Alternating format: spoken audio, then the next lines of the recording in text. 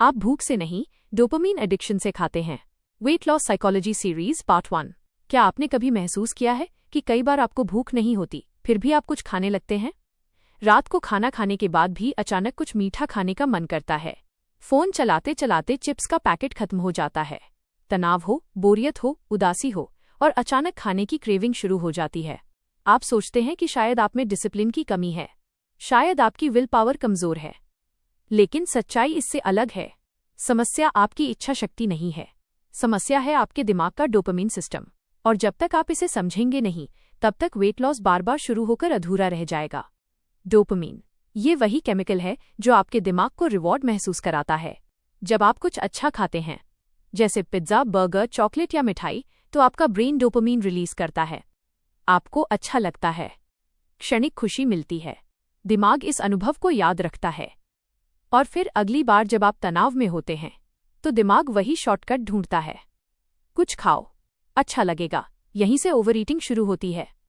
ध्यान दीजिए, आपका शरीर खाना एनर्जी के लिए मांगता है, लेकिन आपका दिमाग खाना कंफर्ट के लिए मांगता है। यही फर्क है हंगर और क्रेविंग में। असल भूख धीरे धीरे बढ़ती है। आप कुछ भी खा सकते हैं, लेकिन क्रेविंग अचानक आती है, और उसमें आपको सिर्फ खास चीज चाहिए होती है। मीठा, नमकीन, जंक फूड। क्यों? क्योंकि ये फूड्स डोपामीन स्पाइक देते हैं, और मॉडर्न फूड कंपनीज इसे बहुत अच्छी तरह जानती हैं। इसलिए प्रोसेस्ड फूड्स ऐसे बनाए जाते हैं कि आपका दिमाग बार बार उन्हें चाहे। जितना ज्यादा शुगर, फैट और सॉल्ट, उतना ज्यादा डोपामीन हिट। धीरे धीरे आपका ब्रेन इसकी आदत बना लेता है। फिर नॉर्मल खाना बोरिंग लगने लगता है, फल फीके लगते हैं, घर का खाना साधारण लगता है, और जंक फूड एक्साइटिंग लगता है। यही डोपामीन ट्रैप है। अब सवाल है, क्या इससे बाहर निकला जा सकता है? हाँ, लेकिन इसके लिए डाइट चार्ट नहीं, ब्रेन रिवायरिंग चाहिए। पहला कदम है अवेयरनेस। जब भी क्रेविंग आए, खुद से पूछिए, क्या मुझे सच में भूख लगी है, या मैं सिर्फ डोपामीन चाहता हूं? यह छोटा सवाल आपके ऑटो पायलट को तोड़ देता है। दूसरा कदम है डिले टेक्निक।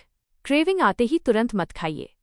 10 मिनट रुकिए, पानी पीजिए, चल लीजिए, गहरी सांस लीजिए। कई बार क्रेविंग खुद खत्म हो जाती है, क्योंकि क्रेविंग वेव की तरह होती है, उठती है और फिर गिर जाती है। तीसरा कदम है डोपामीन के हेल्थी सोर्सेज बनाना। Exercise, walking, music, meditation, reading, achievement. जब दिमाग को हेल्थी डोपामीन मिलने लगता है, तो जंक फूड की पकड़ कमजोर होने लगती है। चौथा कदम सबसे जरूरी है, अपने एनवायरनमेंट को बदलना। अगर घर में चिप्स रखे हैं तो डिसिप्लिन कमजोर पड़ेगा। अगर फोन पर फूड डिलीवरी ऐप सामने है तो टेम्पटेशन बढ़ेगा। विल पावर से ज्यादा पावरफुल एनवायरनमेंट होता है। जो दिखता है वही ट्रिगर करता है। और आखिर में, खुद को दोष देना बंद कीजिए। आप कमजोर नहीं हैं। आपका दिमाग बस उसी पैटर्न पर चल रहा है जो सालों से बना है, और पैटर्न्स बदले जा सकते हैं। धीरे धीरे, हर बार जब आप क्रेविंग को ऑब्जर्व करते हैं और उसके सामने झुकते नहीं, तो आप अपने ब्रेन को रिट्रेन करते हैं।